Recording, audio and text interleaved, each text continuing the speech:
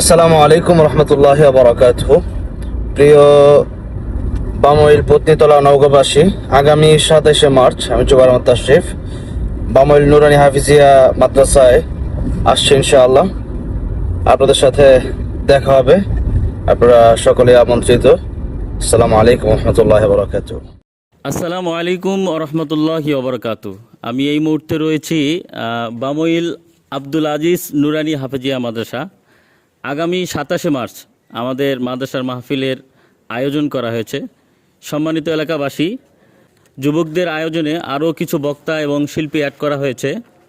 আপনাদেরকে জানিয়ে রাখি, শুধু ঢাকা থেকে কলরব শিল্পীরা এখানে আগমন করবেন এবং তরুণ ওয়েস সারা বাংলাদেশে আলোড়ন সৃষ্টিকারী হাফেজকারী জুবাইর আহমদ তাশরিফ প্রধান আকর্ষণ হিসাবে আমাদের এখানে প্রধান বক্তার আলোচনা পেশ করবেন।